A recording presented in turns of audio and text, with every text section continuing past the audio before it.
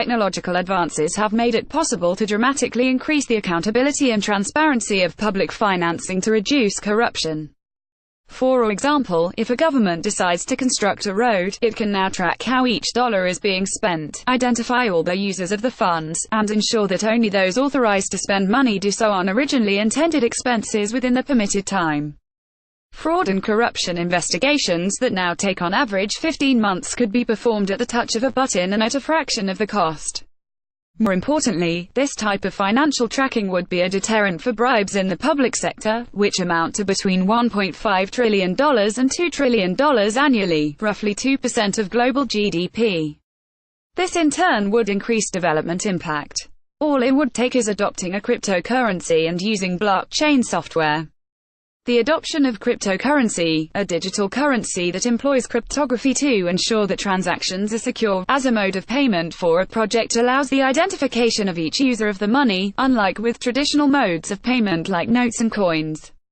The most popular cryptocurrencies, like Bitcoin, are anonymous and only use a key to identify a user. It is possible to include personal information, like the ID number, and make the cryptocurrency non-anonymous. The use of cryptocurrency also allows for instantaneous transactions and borderless transfer of ownership, money with wings, which reduces transaction time and cost, since financial intermediaries are not needed. A government or development institution could use an existing non-anonymous cryptocurrency or develop its own and give it a name, such as CleanSwan, for example. The value of the cryptocurrency can be determined by the market or preferably be pegged to a physical currency to reduce volatility. Bitcoin, for instance, has shown very high volatility since its inception. The adoption of blockchain helps track the use of the cryptocurrency.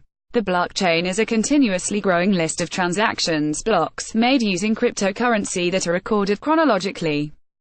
The blockchain is managed by a peer-to-peer network, miners, collectively adhering to a protocol for validating new blocks. Once the transaction data in a block is recorded, it cannot be altered retroactively as it would require altering all the subsequent blocks. As the data is stored in many computers, there is little risk of data loss, and since it is encrypted, the confidentiality of data is maintained. Because the blockchain is a public ledger of all cryptocurrency transactions, it is searchable and can be used to track all transactions. The lack of anonymity and the tight traceability makes corruption more difficult, unlike with traditional money. Two additional features will help fight fraud and corruption effectively. First, the blocks should contain additional data that typically stored so that there is sufficient information for the purposes of fraud and corruption enforcement. For instance, the block can store the nature of the expense and the project and activity linked to the funds. Second, the verification of a block should include checking that the additional data satisfies the smart contract. A smart contract contains logical clauses programmed in the code that triggers processes according to the terms of a contract. These terms could define the conditions to be met to release funds, dates from which they can be made available, and so on. The satisfaction of the contract helps prevent improper expenses.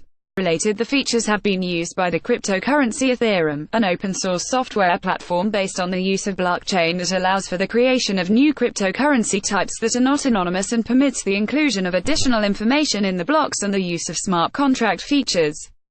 With the platform set up, the government or development institution could simply allocate cryptocurrency to the activities as budgeted. Those persons or firms assigned to the activities would be allowed to take the cryptocurrency and spend it in goods and services, with verification being performed in the Ethereum platform according to the set protocol and contract. The verification would be performed by insider or external miners who would be rewarded with a share of the cryptocurrency or through transaction fees. Access to the cryptocurrency would be provided using software wallets, which do not require having a bank account, an advantage in developing countries with low financial access. The final holders of cryptocurrency can choose to convert it into fiat currency at an exchange market, which could be a primary exchange market run by the development institution, a government, or a secondary exchange market, or to use it as currency, if the market counterpart accepts it, for further transactions outside the activity.